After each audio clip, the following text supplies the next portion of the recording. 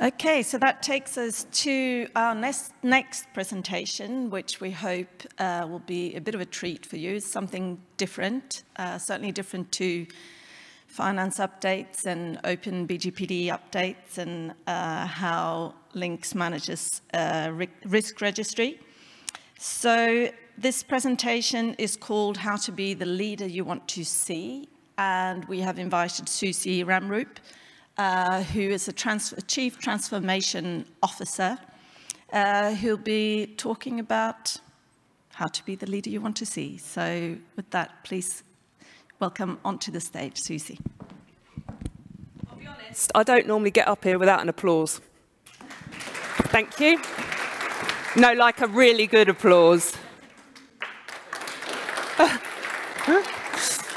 No, I'm actually serious. Because you might think, treat, but I really liked risk. I'm the entertainment. I'm also very aware that I'm between you and lunch. I don't think you'll want lunch, quite honestly, because I think you want me to stay up here. What do you reckon? Now, I know some of you might be a little bit cynical as to why. Why am I here today? Anyone have a guess? Whoever's taking videos and photos, can you make them favourable and send them to me afterwards? Thanks. Anyone want to have a guess? Sorry? Okay, so we've got one cynic in the audience. Anyone else want to have a guess? Anyone recognise me from a previous life, Steve? Hi. Nice to see you. So why am I here? Why am I here? Well, I am a gift to you. Whether you are a conscious leader in your life or not, you have a role.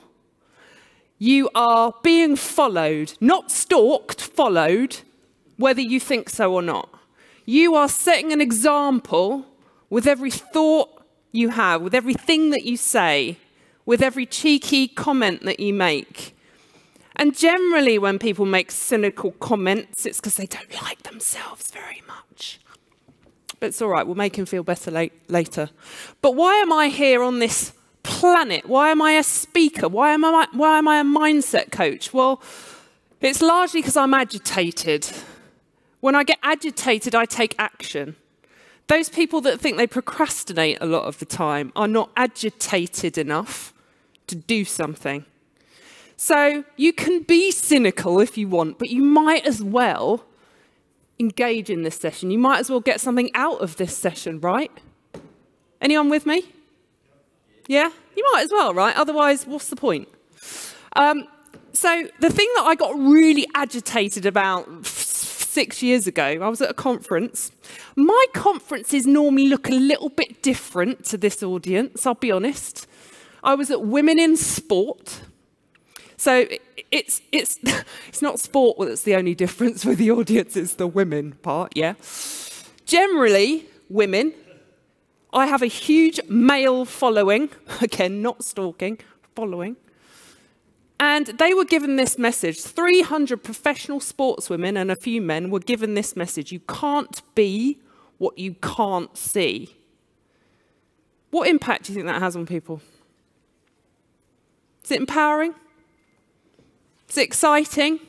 Does it inspire them? You're desperate to say something, I can see. No, why not? It's negative. Yeah, why is it negative? You can't. So the impact that that has on people, even high-performing professional sportswomen, I'm talking about GB representative sportswomen, not just, you know, local squash club, they'll wait. And they won't lead, and they won't take action, and they won't be brave. So that day, I was repulsed by that, but everyone else in the audience was going, oh, right, yeah, I can't, so I'll wait. So I am the antithesis to waiting. I am the promoter of action taking and doing something different. I'm curious about, well, what happens when we change stuff up? What are we afraid of? Let's test. So I'm here on this earth, here at this conference today, here in life, as my role as a friend, a daughter, a mother, etc., banishing that and trying to come at it from another angle. And so Today, I'm here to show you the alternative. You might not even know that this was a problem for you. And you might leave today thinking, it still isn't a problem. But it's a problem for someone in your life. It's a problem for someone in your team. It's a problem possibly for someone in your household. So if you're not willing to listen to me today for you, do it for them. So how to get the most out of this session? Well, do you think I always put this bullet point in my talks? I don't. I'll be honest, I put it in there. I put it in there for you. Thanks for being provocative.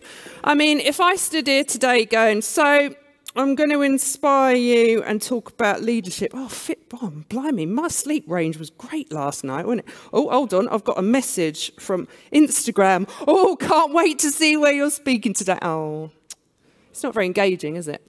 So I would inspire you now, or at least urge you now, to shut your laptop. Who's willing to shut your laptop? Can I just do a demonstration of what just happened at the back of the room? First of all, there was a face, and then there was a, hold on, right, this is the table. At least 6 people just did that. I don't want to arm wrestle you over it. I'm just suggesting you might want to do something different. Try it. Shut your laptop. I've been looking at what you're all doing on your laptop, and it isn't that relevant to what I'm saying right now, okay? Again, I'm sorry if I'm upsetting you, but you must decide what you're going to get from every engagement you have in life. And I really want you to decide that you're going to get something from this today. I don't want you to be the person that comes to the meeting to eat the biscuits. There used to be an alarming thing when I was in telecoms that if I started eating the biscuits, it was bad.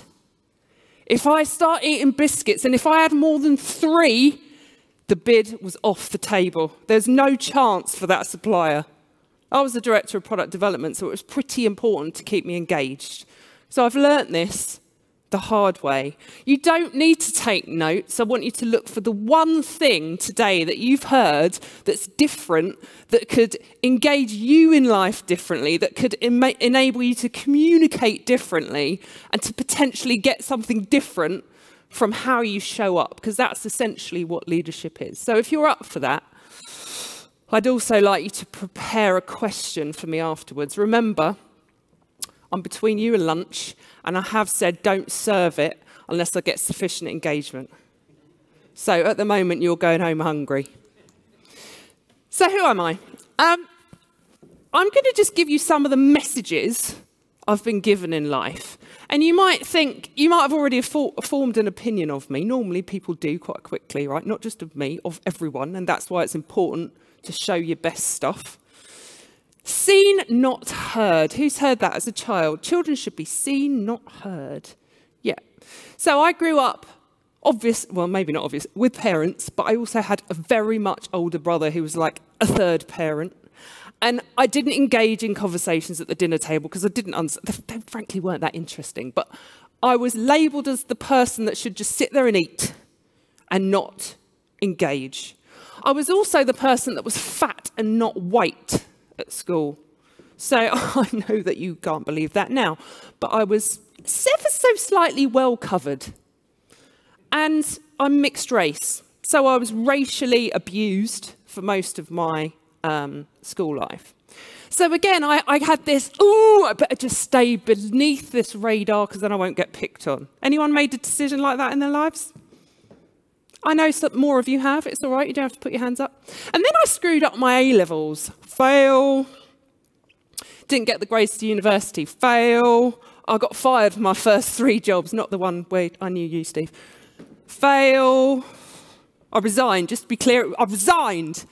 Fail, fail, fail. But then I went up this ladder. Whoosh, award-winning director. Then I wanted to have a bit more meaning in life, and I went into the NHS. Watch out for the snake that's about to come. You don't fit in. You're too loud. We don't do things like that here. Anyone faced any of this feedback in their life? So these things, I'm showing this to you because it all forms part of the identity you build up as a leader. It all affects how you show up in the workplace and how you show up in life. And sometimes it drives a wedge between the version at home and the version that's in this room today. You might just be thinking, I just want to get home so I can live my life, versus I just need to get through this day and over that hangover from last night. Just guessing, I can smell the fumes. So we go down snakes, we go up ladders. So I basically went up, up, up, up, up. On the way to Amarillo, down, boom. Life just hits you, right? It just happens. And then I developed this speaking career and this coaching career, and I wrote this book, Be the Leader You Want to See. Sound familiar? Because it was in response to that agitated moment. So sometimes, if you're agitated enough, you can do something really important, and you can stand up here and make an impact on someone's life, and that's what I'm here to do today. So the reason that ladder continues is that I have a mindset now that means I don't have to fall all the way down these snakes. I can make big decisions about what's good for me and my life and my happiness, and I can ask myself important questions that keep me going up a ladder that is relevant to me. So I made that mistake that many of us do. We're an engineer and then we become a senior engineer. You know, I'm a product manager, I'm a senior product manager. I know, I'll be head of product management. It's not very creative, is it? And at no point are we really asking, does this bring me joy? Am I having the biggest impact I could have? And so what's important is to look at, why do we become who we are? Because if I'd listened to all the messages I got, I probably wouldn't be here now, right? And if I had continued to listen to, you're too loud. Oh, okay. Well, she doesn't say very much. She's a bit too picky. She's a bit too blue sky. Do you see what I was doing? 10 years, up and down, up and down. And at no point did I go, do you think maybe the reason they're criticising me is because I'm quite good at what I'm doing? That didn't occur to me at the time. Until way down at the bottom of the stake, when I got myself a coach. So we could listen to other people, or we could invest the time in knowing ourselves a little bit better and having a healthy disregard for what other people say about us. Sometimes, not sometimes, all the time when I get feedback, I go, interesting. And sometimes I think, that's a fair point. And sometimes I think, oh, yeah, that's about them. So ask yourself that question. When you get feedback, is it helpful to you? Is it powerful? Is it going to move you forward in the direction that you want? Because if it isn't, thanks so much for your feedback. I will remember never to ask you again. So really what we're asking ourselves is powerful questions. How do you get up the ladders when you've gone down a stake? How do you make progress in your life? And it doesn't have to be visible on a daily basis, right? But you need to know, for your own sanity, you need to know that you are making progress. You need to know that the example that you're setting for your family, your peers, those people that are following you, looking up to you, going, why aren't they doing such and such a thing?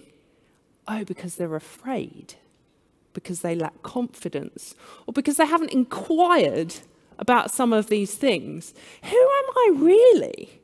Who am I trying to please? Because down that snake, I was definitely not trying to please myself. Definitely not. And here's what I was doing. By trying to please everyone else first, I wasn't succeeding in that either. Hence the firings. So what's the point? What is the point?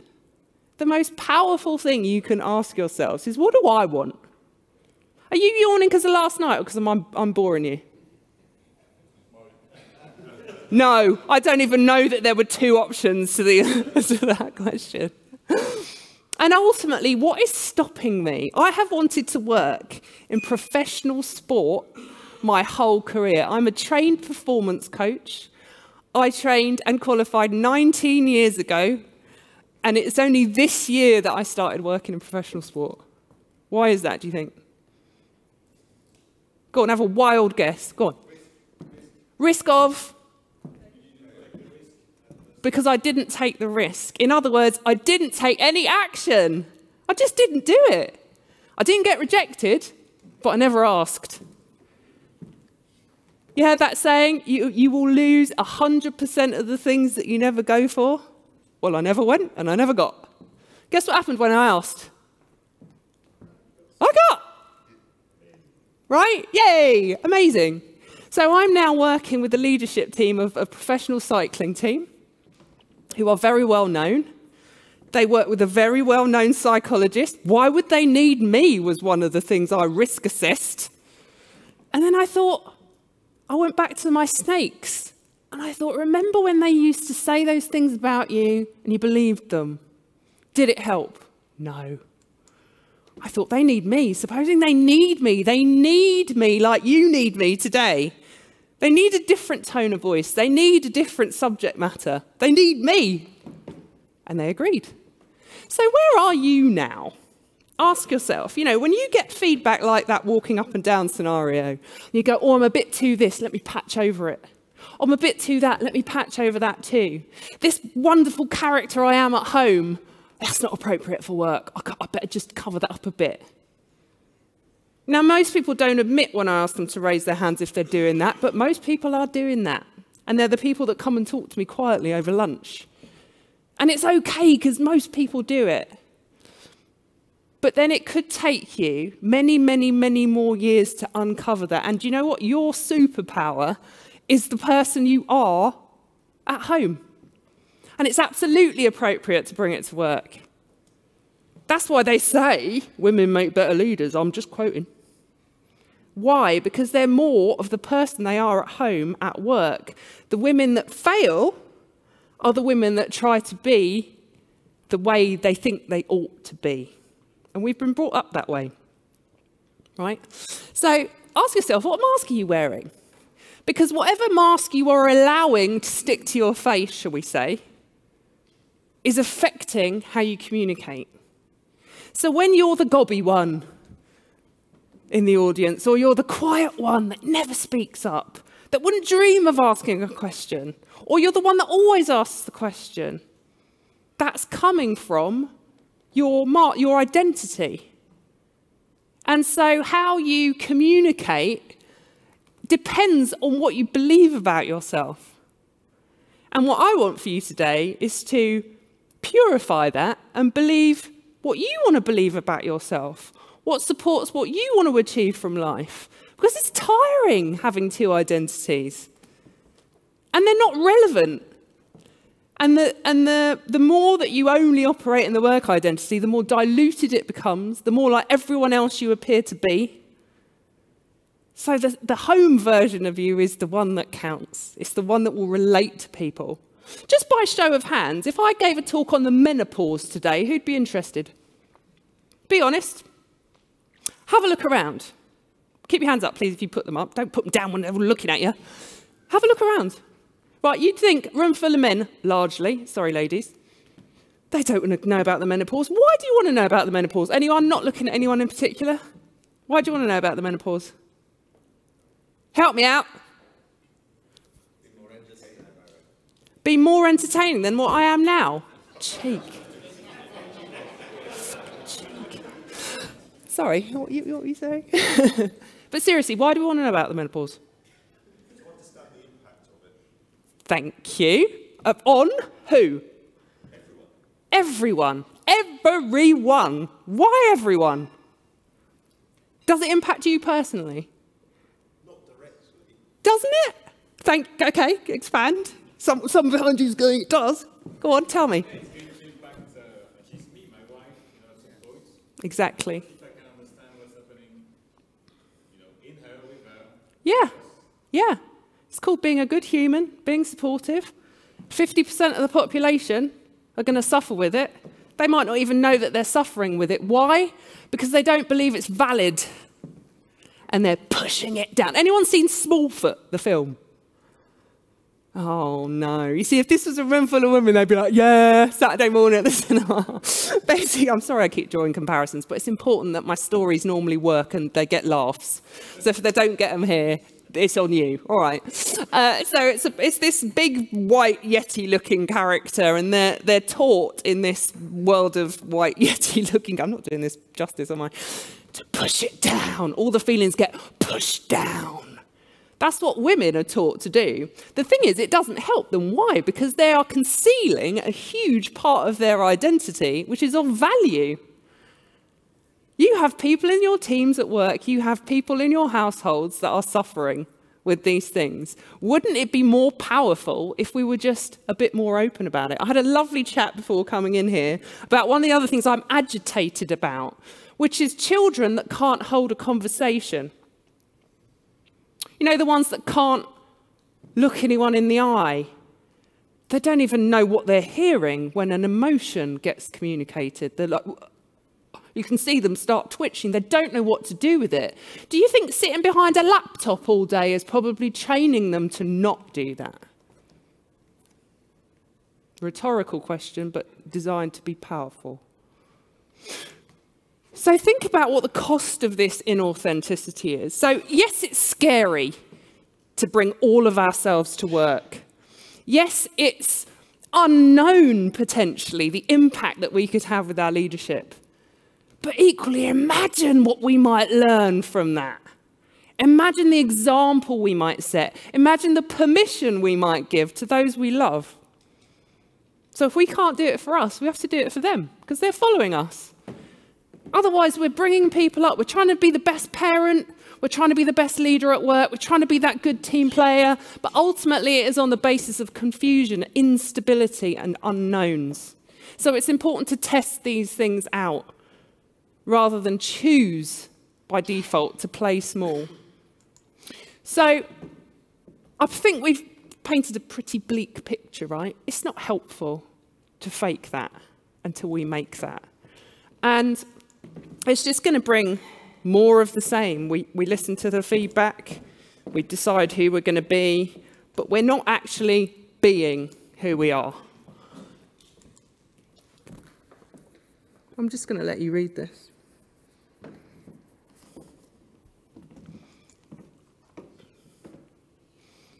Whatever story you're telling yourself, good or bad, your brain is going to go, oh, right, yeah, let me go and find the evidence.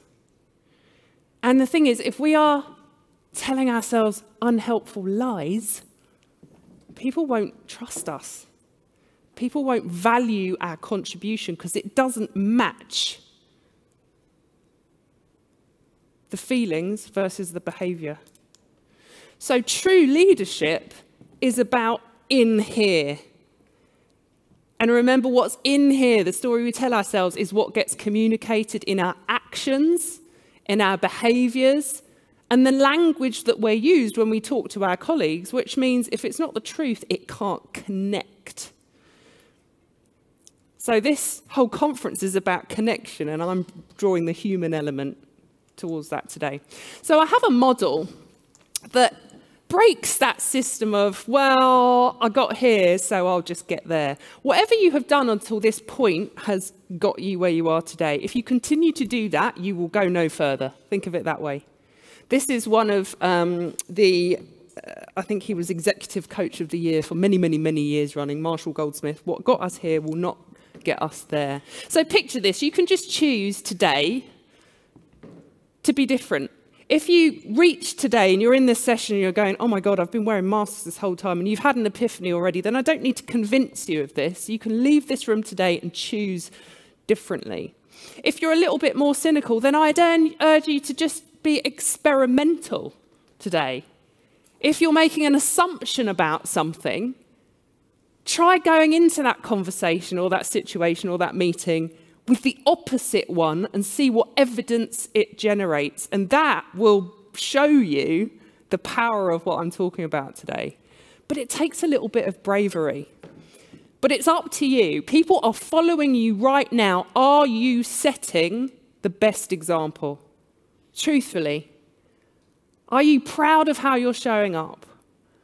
Are you making the biggest possible impact that you could make?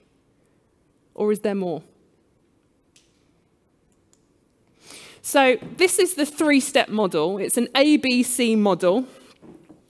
I'm not particularly creative when it comes to structure because I feel like it should be simple, right? Why make it complicated? ABC, it starts with awareness. Who am I? What do I really want? Now, some people's minds are blown at this point. I don't know what I want, some people often say to me. Start with what you don't want. If you start eliminating from your life what you don't want, you will be left with the stuff that's all right. And then you can ask yourself, is this enough for me? If I die tomorrow, am I going to be proud, happy, satisfied, excited, energized, inspired, motivated by this? Most people would go, well, I mean, it's all right. That's all right, though, because you've got rid of the chaff. Now you can build upon that. So it's not something to be judged and drawn down by. It's something to be freed by, provided you take responsibility for it and ask yourselves these powerful questions. And no one else is looking at you, right? This is all self-inquiry. No one needs to know. No one's judging you except you. So the next step is bravery. And what I mean by that is my professional sport scenario. I became aware that I keep saying I want this thing and I keep doing nothing about it. Anyone got a scenario like that? When I grow up, I'm going to be, well, I'm this age and I still haven't done it. When am I going to start? Why don't I start now? It's incongruence. When you say you want something, you take no action. That results in distrust. It means when you say you want something, when you say you'll do something, you don't believe that you'll do it. Who cares about anyone else? You don't believe it.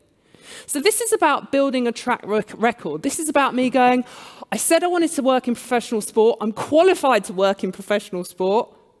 I know I'd have an impact in professional sport. Or I think I might have an impact on professional sport. Let's see. And being willing to take that action. I only sent a couple of LinkedIn messages, built a relationship, all because I watched Netflix Unchained documentary. Anyone seen that? It's really good. If you watch nothing else, watch the episode where Tom Pidcock rides downhill. I think it's episode 5 or 6. Seriously, look it up. The next season's coming. But that program made me identify an individual that I felt a connection with just through the screen. And now I'm his coach. So, was it that risky to send a message? What's the worst that could have happened? Could have said no. Could have ignored me. So what? That's no worse than me doing nothing anyway, right? So what? But actually he said yes. And what that does is it gives you evidence, more awareness. When I take action, sometimes it pays off, actually 100% of the time for me in professional sport. And what am I aiming to do now? I don't want a 100% success record. I want to lower my success record by going for more things that I'm interested in doing. And I accept that I might have to go down a little snake in terms of progress to get up the other side and up the ladder. When we start to operate this way, we have awareness. We take a small, brave action. I'm not talking about terrifying stuff. I sent a LinkedIn message. I'm not talking about crossing chasms. I'm not talking about going outside of comfort zones. I'm talking about doing one tiny thing that no one needs to know about. I call it nervous excitement. It's the, you know when you've got an automatic car and it sort of leans forward when you put it into drive? That's what I'm talking about. It's that draw forwards in the direction of the thing that you want that makes you go, I don't know, can I? Let's see. It is not fear. When you operate in that way, you get this sort of figure of 8 loop that creates space. Oh, no, that didn't work out. I didn't like that at all. Gives you more clarity, more space, more clarity until the quality of your thoughts, your feelings, your behaviors, your actions rises. That's what we're talking about here. And that's when you start making a contribution. And a contribution in the book that I was listening to this morning was defined as being of use to someone. You might know it as purpose. But it's really, are you being of use? Is there something in you that could make something better? Then why are you sitting on it? Stop being so selfish. Use it for greater good. And I'm not talking about changing the world. It doesn't have to be that level of good. But it could just be helping a colleague. It could be talking to someone at lunch in a way that you wouldn't normally, that's a bit maskless, that means you're going to help them today. Maybe someone's going to leave this room and go, wow, that's really made me think about life, but I'll keep that to myself because someone's wearing a mask over there. Risk it. You've all been in the same room. Risk it at lunchtime. And don't just all talk to me. I am available, though, if you do want to talk to me privately. But this consistency is really what I call shadow of a leader. You can create a shadow that is shaky, where you're unstable. You know those bosses where you go in the morning and you're not sure if you can tell them bad news or not, and you've got to sort of gauge what their mood's like before you talk to them. This is not what this is like. This is about being consistent and predictable and memorable in a good way. And that's ultimately what builds the true you. We strip away all the stuff that is false. And that's how our confidence raises. So you might present yourself as confident at work, but maybe you're not feeling that confident. Maybe the thought of coming into a conference today is a bit icky. Maybe you're thinking, oh, Jesus, is she going to pick on me with a microphone? I do that occasionally, but I'm a pretty good judge of character, and I only do it for the people that I think really need it. Not necessarily want it, need it. I'm warning you, because we're getting close to question time. Here are some things that you can do. Maybe if I put them this way, it will sink in differently. But this is about being 100% responsible for setting your own direction. That does not mean waiting for a promotion. That does not mean showing up in a meeting and hoping that you get the result that you wanted. Okay. We thought that was a fire alarm, right? You panicked us then. Good to show you're paying full attention. 100% responsible. It's up to us. If we feel upset, lacking in confidence, negative, angry, that's because we made a decision that generated that. That means we can change it. We can think about it differently. I like to do this thing where I flip the lens. If you wear glasses, you can see tap all when you do that, let me tell you. And it's just a reminder that actually, when you feel something negative, if you reverse it and test out how that goes, you will nearly always be pleasantly surprised. Stretch consistently. This is not about taking big, scary steps. This is about experimenting and taking that leaning, pulling, this excitement action, and just being curious and not attached to what comes out at the end. Be the person other people wish they could be. Believe it or not, I used to be terrified of speaking. My hands used to shake. And my boss regularly put me in front of audiences that terrified me. Why do you think he did that? Someone's going to say because he was a mean... Some of you know that boss as well. So I won't reveal who it is. He did that to help me. He did that so I would quash those fears. But do you know what the worst part of speaking was for me is receiving applause. I really struggled. But funnily enough, I've turned that around now, so I like it. Just FYI. But it's about being the person other people wish they could be. I asked a guy out last week, what's the worst that could have happened? He says no. What do you think he said? He said no. He said no. And all my friends were like, he's not going to say no. Don't be ridiculous. He said no. I have to just tell, I've got time to tell this story. I was very creative. I know him in a context. This is going to sound really cryptic. I know him in a context that I can't go and openly ask him out in. So I created a fake parking ticket. Don't get any ideas, boys, because it didn't work. I created a fake parking ticket and I put it on his car.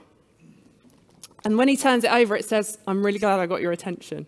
And then it had a very simple request. Don't you think this is creative and good? When you look at me and go, oh my God, not only is she gorgeous, but she's funny and creative and brave and aware. She makes a contribution, consistent, confident, all that, right?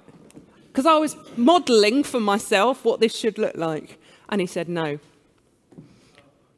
Oh, I thought I might get an R. Oh. He said no. Now, what do you think that's done to me? It's taught you that doesn't work. No, it means it was the wrong guy. It means a great idea, wrong guy. No, the point is, obviously I felt disappointment. But do you know what I felt more? Proud that I actually did it, because I was thinking about it for a few weeks.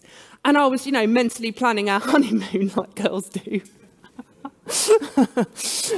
And I just thought, you know what? Just get out of the in-between energy, that I call it, and just find out.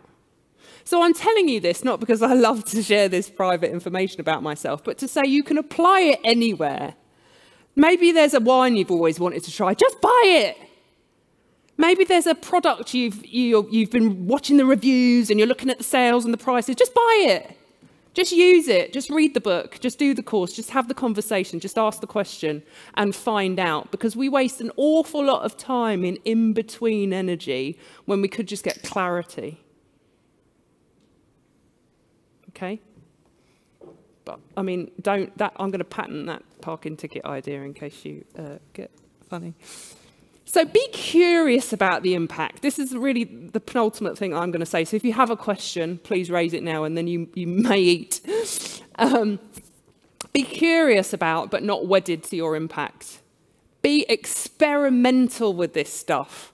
If there's something that you've been thinking about, and you know what it is, because it's coming up in your mind as I say it, go and take action on it. Because most of the actions that we could take to generate this buzz in ourselves are invisible to other people. They don't know that you've gone through this process to get there, but you will feel the payoff. So don't be attached to the thing that you think is going to happen, because it probably won't. But what you can take responsibility for, 100% responsibility, is for your input and what you'll gain as a result. So I just want to remind you, you might have seen this earlier, I just want to remind you, you cannot lead other people until you've done it for you. And that involves you being aware of who you are and what you want. It involves taking courageous action with that nervous excitement pull consistently so that you make a contribution, so that you're not one of those people on their deathbed going, I wish I'd fill in the blank. It's up to you. Leadership is not a qualification. It's about how you choose to show up and what you share with other people, and not being attached to the impact that that could make, but know that it will make one. I'd love to have you leave today with, as a minimum, a desire to get to know yourself better and trust that that is not just enough, but it's your secret sauce that will differentiate you from other people. It will stop you feeling like you're in competition with other people, because there is no one that can compete with that. Remember, moving yourself forwards towards your bigger, more impactful vision that you have for your life, for your career, it doesn't need to take a leap. It's more of a stretch. So when you see those memes that say, get out of your comfort zone, wah, jump across the cliff, yeah, jump and the parachute will open. Or you could just consistently gain marginally. There's a clue for the team that I'm working for. So I would love to stay connected with you. If you have any questions for me that you would rather do privately, I'm going to be sticking around.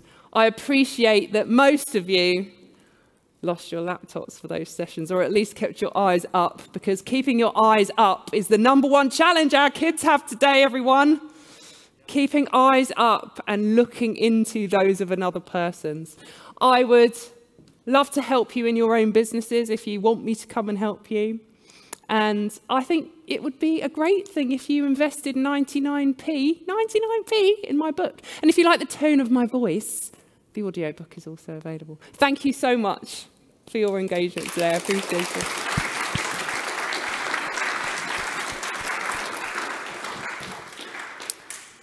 Thank you so much, Susie. I'm not going to let you get off the stage yet. That's all right, I can I'll allow for some questions. I know that there's an online question, but I'll start with the room.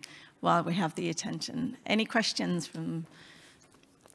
for Susie, or any comments or reactions? Oh, we've got 3. You said not to take notes, so I didn't, but that meant that I missed the name of the Netflix documentary that you recommended. Unchained. Thank you. And it's Tom Pidcock. It says it in the description. I think it's episode 5 or 6. I mean, I'd watch the whole thing, but I love sports documentaries, so. Cheers. Yes, good watch. And watch it through the lens of, supposing this is a massive opportunity for me, because I wasn't, and there was one. Sorry, who was, yeah. I'm just curious, you waited a while before you put the parking ticket on. How do you know that Mr. Parking Ticket hasn't waited before responding? Oh, he's responded with a no. Oh. He didn't, and one of the things I put on the parking, thanks though for your optimism. you matched that of all of my friends. They were all like, he did what? He replied within 3 hours, because I said, like all notices in packaging like this, it's best to respond promptly. And he did, but just with it. He did say it was ingenious, to be fair. Would you ask him again? No, because I'm... Well, okay, so I love that this is where the questions are coming.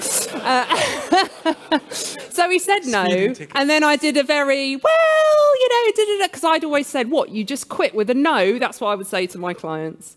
And then I gave, stupid. So here's an example of, don't ask questions you don't want answers to. I said, oh, blah, blah, blah, blah, blah. I understand if it's a hard no, and guess what he said? It's a hard no. And I was like, okay. But that's good, because otherwise it would have been in between energy. I'd have been, my friends will say, he might change his mind. And I was like, no, it's a hard no. So it's good. Disappointing, good. Anyone not want to ask me about the parking ticket? I've never told any audience this story, and I'm making a mental note not to do it again. Hello. So I grew up at the age of not being told to sit in front of the television. You know, there was the fear when televisions become popular in residents across the UK, and we were the generation of playing games and then becoming computer gamers and programmers, and you know, there's a lot of, I guess, mirror of that, of technical people that that were brought up in that. Do you think there's an element of we're now going through that change again with people sat in front of, you know, you see them in restaurants and the very young child has got a phone or an iPad, and is that a phase or is it a systemic thing? And technology is really important, but what can we do? I think it's a really interesting point. I just believe, and hopefully you got this message today, that I don't subscribe to this is what everyone's doing. I generate my outcomes by trying to work out what can I do that helps. And so I'm not on a massive mission globally, but I did used to write parenting articles. And one of the articles I wrote was, your kids don't listen to you. Here's how you can turn that around. And it was the most popular article. Mainly dads came up to me in the playground and various other places and thanked me. But I asked them how many times they've got their phone in their hand when they talk to their child. So I just think if we started with everyone in this room today and didn't pacify with a device, ourselves, remember, we have to go first. We don't pacify. We don't respond immediately to a phone, or we don't feel the need to get on the laptop. And it's hard because lots of things come with apps now, right? So everything involves an app and everything's streamed. It's not like, you know, oh, it's 8:55, we better turn on the TV because such and such thing's on. It doesn't work like that anymore. But what we can do is build our own boundaries in our own lives and be brave enough to go first, because in my friendship group, people know that things aren't acceptable to me. Therefore, I've noticed that around me, they don't do those things. So, for example, my daughter will pull me up if I check a message when we're at the breakfast bar. She'll say, Mama, do you need to have that phone right now? And I go, no, you're absolutely right, I don't. Or if I go, actually, I'm waiting for a message today, is it okay that I have the phone? And I treat her with the same amount of respect that I would treat someone about to give me a job, for example. So I've said a few things there, but I think we have to go first and model it. I think we have to rebel against the wave. I think we have to demonstrate it outside of our homes as well. But first of all, we have to be the leaders we want to see. So if we're saying, well, there's a problem, my kid won't stop doing such and such a thing, my first question would be, well, where are you doing that? Because you can change something about that. And again, if you don't believe that that's the thing, test it. Have a conversation. The amount of people that said to me, you know, she's a child, she won't listen to you. It's absolute rubbish. I've been coaching my child since she was here. But since she was 3, my first big issue, I went on a relationships workshop. Let me go back a step. I went on a relationships workshop. I thought it was about a different relationship. And they said, who annoys you most in the world? And I said, my daughter. How old is she? 3. Why does she annoy you? Because she didn't do anything that I asked her to. How many times do I have to ask her to put her shoes on? Now, what was I doing? I was getting angry about the fact that she wasn't listening. I wasn't asking myself what I was modelling for her to not listen. What was I doing? I was doing this. Mama, yeah, hang on a sec. Mama, hold on. What? That's what I was doing. Now, most people won't admit that they're doing that, but the people that do that know. And so I now go, Elise, I'm typing. If I'm typing, she knows not to engage. And then I go, yes, darling, what can I do for you? And I've been doing that since she was 3. And it's a boundary that we have. Other children, when they interrupt me, I go, I'm talking. My daughter now, 12, will say, excuse me, can I interrupt? You know, it's stuff that they learn. And so we can only take responsibility for what we do, but quite often we commentate on what's going on. And actually, we can't do anything about that, but we can do something about how we're modelling it. It's a long answer, but does that help? Yeah, thank you. Great, thank you. I'm going to throw in a question from that's coming online. Yeah. Why is the menopause so overlooked in the workplace, and how can we improve awareness? I think, to be honest with you, there's a lot of commentary on, it's sort of the same answer. The world is not taking menopause seriously, but I can tell you that I am 48. I got my first symptoms 8 years ago. I have been to a few workshops on the menopause, and there are women there that are excusing their symptoms. They're brushing them under the carpet, and I did a bit. I was anxious. I put that down to COVID. My moods were swinging. I put that down to COVID. I was having hot flushes. I put that down to heat, and my duvet's too heavy. We're too quick to excuse things. But actually, if we listen to all the messages we get in life, and this is about more than just the menopause, right? If we listen to everything, they're all clues, and we put that together in one clue package, it would be patently bloody obvious that that is the menopause. But there are many people not really wanting to own that it's the menopause. There's still fear that taking drugs is a bad thing. But I was congratulated the other day by someone. I've got an Achilles strain at the moment, and my doctor said, it's so good that you are taking HRT, because if not, your tendons would be so much weaker. So the tide's starting to change on the menopause, and there are health benefits to taking those drugs. But I think if we can, what does that mean for you in this room? It means be open to those conversations. You've all got women in your lives, I'm sure, sisters, cousins, partners, whatever, who are going to go through this. And the more available to them your ears are, I think we'll start moving away from the issue that there's no audience for us to talk about it. And then, I personally have a policy that I'll mention it every day. Why? Because I think it will help someone in it. And I'm normally thanked by men. So thank you for whoever raised that. Great. One last question, and then, yeah, please, Malcolm, go ahead.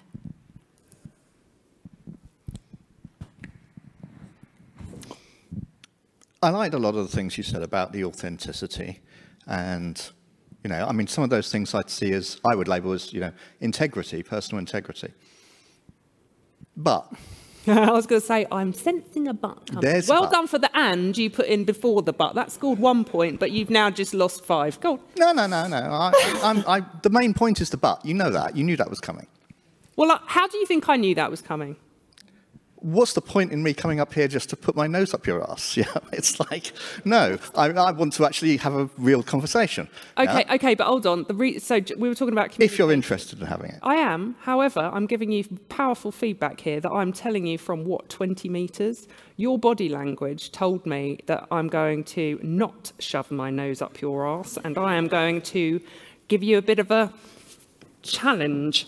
I welcome it. Yes. I welcome it. Come on. Okay, so body language worked as well then. Good. So, the mask. Some of the time it's like, no, it's good when people speak up, it's good when people speak their mind, it's good when people make an honest contribution to challenge the decision-making that's going on and all the rest of it. Yep. But there are also times when bringing everything about yourself into the workplace, into the discussion and so forth, can be seen as being inappropriate. It can be seen as being the kind of thing that actually makes it harder for different people with different views and different values and all kinds of things to get along in the constructive enterprise we call work. And there's a label that used to be put to that, to describe that sort of thing in a positive way, a positive framing of it, and it's called professionalism. Do you have anything positive to say about that, or do you just see that as being wholly negative? Which bit do you think I might see as wholly negative? The judgment of the bringing your whole self part? The bit about saying, actually, you know what, this is not a thing that's appropriate to discuss in this form, in this place. This is not something you need to know about me. This is not something you need to know about my life. This is not a discussion. I might disagree with what's going on, but you know, the decision's been made at a higher level above my pay grade. It's not for me to be just trying to like gin up some opposition to that. So I think that it's about motivation for speaking up. So if you take the model, the ABC model that I shared, it's about making that powerful contribution. And what I've defined as contribution, literally based on this morning's audiobook, was being of use. And so your role, your paid role, is to be of use in a certain context. What I'm saying is that you should use your whole self to respond in the context of that role. So if you're saying, yeah, but you know, the problem in the supermarket yesterday was, well, that's not relevant, clearly. I'm not saying push it down for that part of yourself. I'm asking you to apply the truth of yourself to the thing. And so what we quite often do with professionalism is that we're thinking about the landing and not the launch. And when we're worried about, well, they're going to judge the truth of me, we're in our heads. And really what I'm talking about is something much more pure and compassionate and heart-led. You know, when I was in that director role, I was provocative. And I used to do it to get a rise out of people sometimes. And I used to be quite argumentative. And sometimes I got into conflict. And I used to think it was all right because I was getting the goal met. But actually, was I getting the goal met in the most helpful way? No. Was I sleeping well at night? No. Did I end up down a snake because of my own shame at my own behaviour? Yes. So I think only you can answer it for you. But what I'm trying to present is a hindsight view, which is if you are coming at things from this is who I am and what I really want, you will be in a workplace context that is suited to that. That's the first thing. Then you are going to be in a role where you can be of use to someone. So there's another slickening of the context. Whereas I think sometimes the questions like the one you're posing are quite often coming at a point of view where there isn't a match between who you are, what you want to achieve, and the job that you're in. And there isn't a match between the context that you have set up for that conversation. For example, you're trying to have a conversation in a meeting that actually it would be more helpful and useful to have one-to-one, for example. So I may or may not be answering the question for you. I may or may not be answering it in the way you were hoping or expecting. But I think it's multifaceted. But I do genuinely believe that when you are totally clean in your energy and your intentions, conflict doesn't arise, debate does. Healthy, helpful debate does. You know, there's a girl on the train next to me today with her feet on the seat, and I'm doing that thing. I've got a nice dress on. She's got feet on the seat. I could be sitting on the last person's feet here. It was bothering me. The old version of me would have said, "Do you want to just take your feet off the seat?" This version is going, "Is she going to respond the way?" So I said, I'm sorry to interrupt your conversation, but can I just share something with you? I'm going somewhere important today in a fairly nice dress, and I'm just worried about the footprint on my backside when I get off the train and she looked at her feet and she took them down. She was like, "I understand." What was I doing? I wasn't criticizing her. I wasn't making her wrong. I was presenting an alternative way of looking at something that when she's in a similar position to me, she's going to remember. So there's an example of, you know, I have changed. Have I changed who I am? No. But I have started to see the impact of my actions, and I've started to assess the value of them. But fundamentally, it comes down to, I didn't feel like a very nice person with the other version. Tonight, I'll sleep well. Another long answer, but... Okay. Do we need to go for lunch? I think I'm sticking around if there's any other questions. We are ready for food in our bellies. Yeah. You've given us a lot of food for thought, so thank you ever so much. Digest that with your lunch. Thank you. That's more like it.